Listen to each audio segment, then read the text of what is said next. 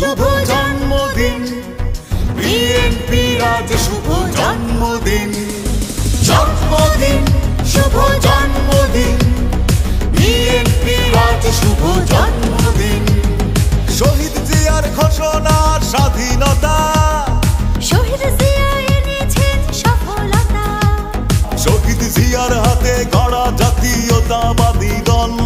দেশবাসী পেয়েছে শক্তি মনোবল দেশ জাতি ভুলবে না তোমায় কোনদিন